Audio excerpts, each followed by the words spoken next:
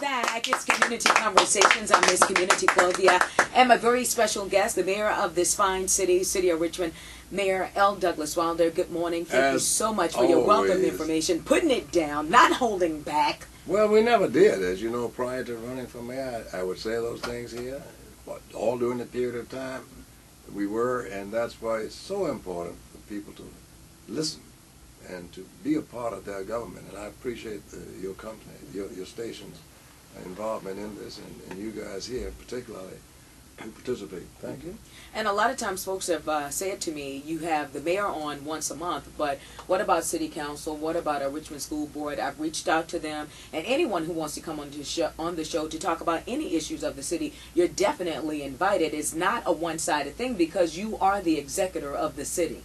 Well, and that's very hard for sometimes people to understand, that if you're elected to represent all of the people, when you speak, you try to represent them all. And as you point out, anyone who wants to come on can come on when they choose to, and you've always made that clear, and I've known, and because I used to say to you, you mean to tell me you're going to have the school superintendent come on when everybody else has been trying to get her?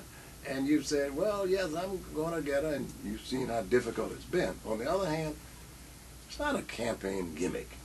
It's an interest of the public that we're concerned with. We just want to open up all of the issues here at Radio 1. That's correct. You know, not only do we entertain our listeners, we do wonderful giveaways, but we have to deal with the issues and the state of our city and what's going on. And that's why, again, it's important to remember Rodney Monroe, and as we have discussed here today, he should be commended rather than any talk about investigating him and looking at how he got his degree. As I've said earlier, these are just allegations. They are, no, it's more than allegations.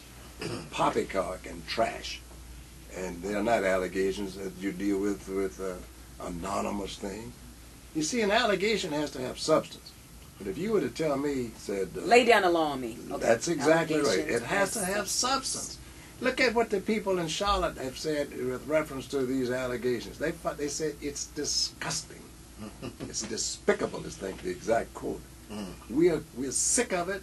We can't understand how anyone is going to investigate something that somebody who is not willing to even put their name behind, looking at something. And so it does not bother us one bit.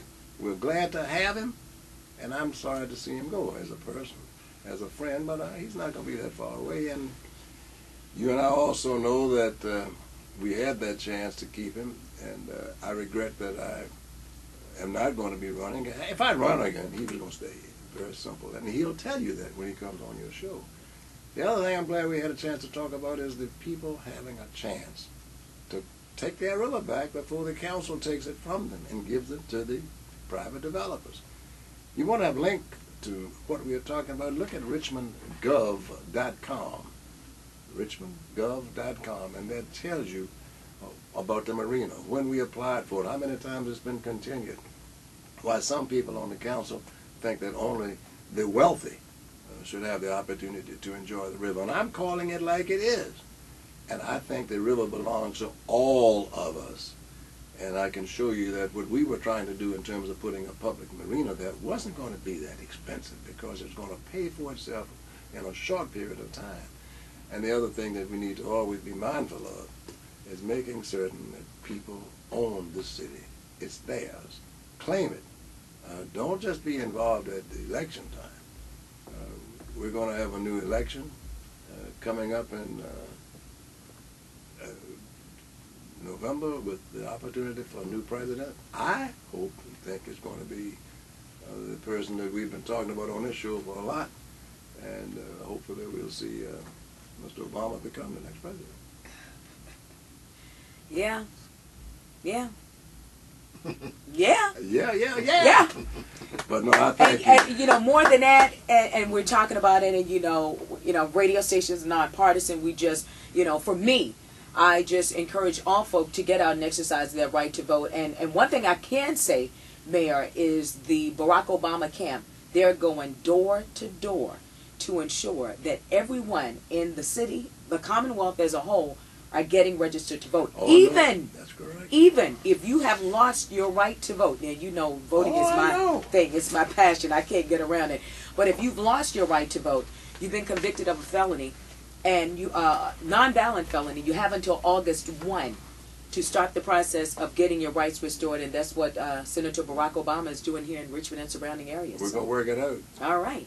Thanks a lot for joining me, as always. Thank you, as ever, Miss Clovia, and let's clap for you. Oh, me? Oh, thank you, President. It's Community Conversations.